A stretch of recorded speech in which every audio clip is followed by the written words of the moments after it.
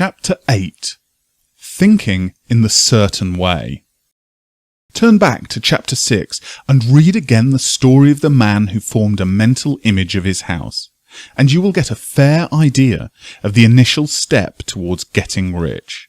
You must form a clear and definite mental picture of what you want. You cannot transmit an idea unless you have it yourself.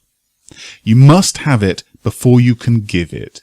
And many people fail to impress thinking substance because they have themselves only a vague and misty concept of the things that they want to do, to have, or to become. It is not enough that you should have a general desire for wealth, to do good with. Everybody has that desire. It is not enough that you should wish to travel, see things, live more. Everybody has those desires also. If you were going to send a wireless message to a friend, you would not send the letters of the alphabet in their order and let him construct the message for himself. Nor would you take words at random from the dictionary. You would send a coherent sentence, one which meant something. When you try to impress your wants upon substance, remember that it must be done by a coherent statement. You must know what you want and be definite. You can never get rich or start the creative power into action by sending out uninformed longings and vague desires. Go over your desires just as the man I have described went over his house.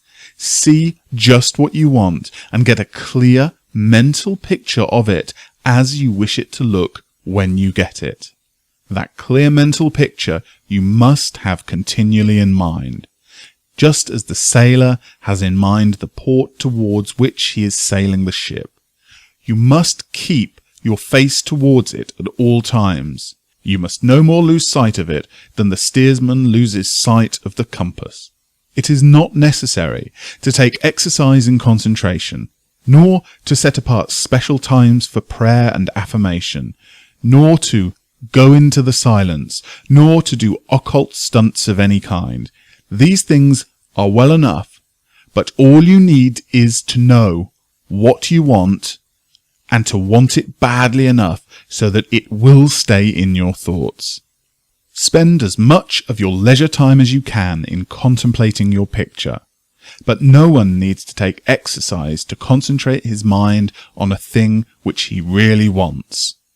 It is the things you do not really care about which require effort to fix your attention upon.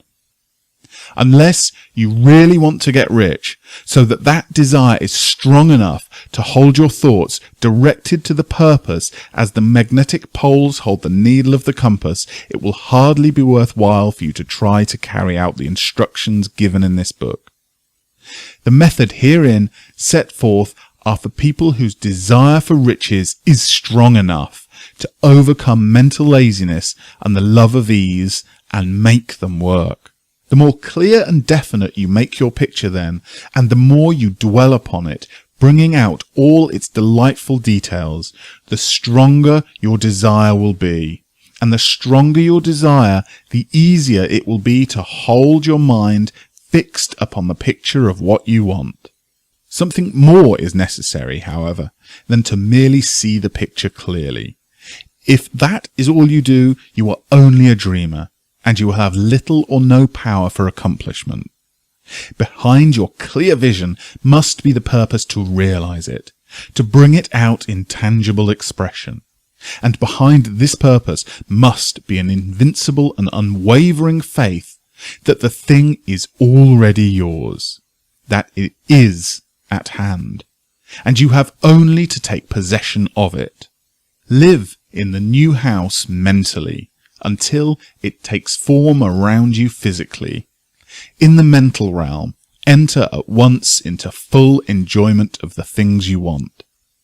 Whatsoever things ye ask for when you pray, believe that ye receive them, and ye shall have them, said Jesus. See the things you want as if they were actually around you all the time. See yourself as owning and using them.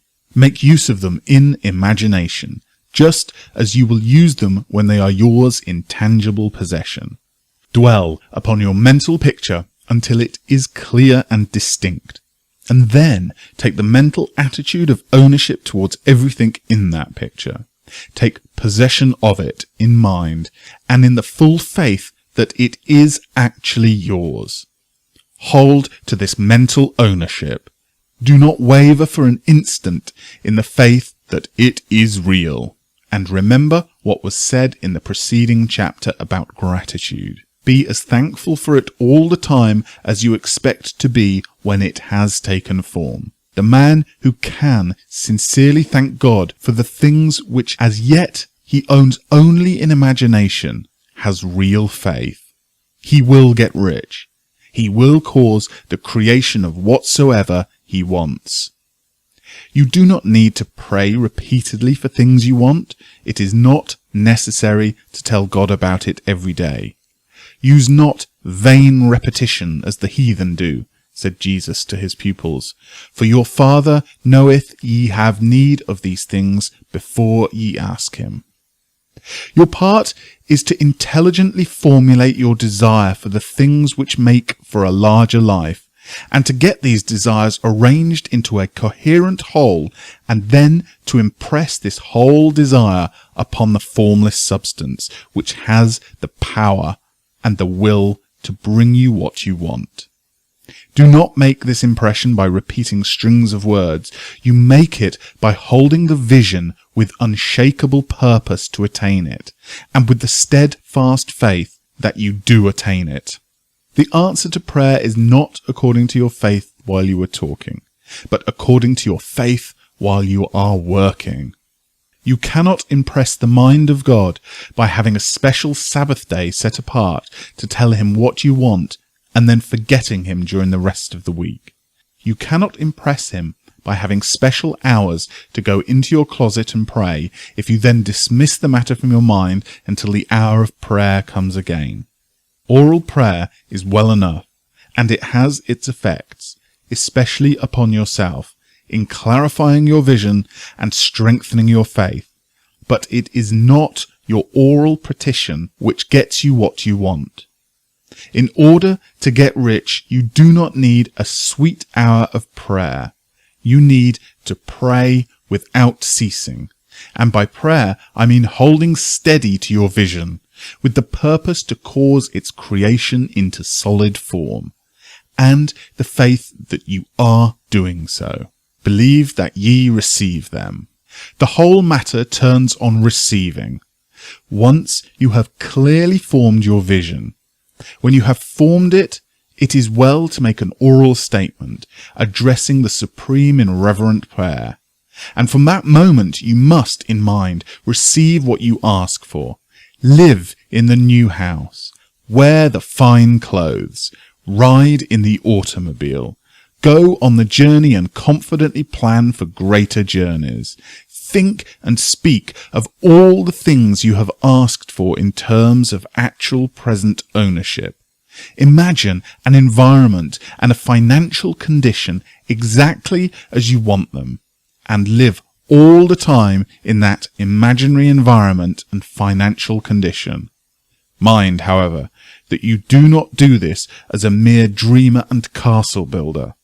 Hold to the faith that the imaginary is being realized, and to the purpose to realize it. Remember, it is faith and purpose in the use of the imagination which makes the difference between the scientist and the dreamer. And having learned this fact, it is here that you must learn the proper use of the will.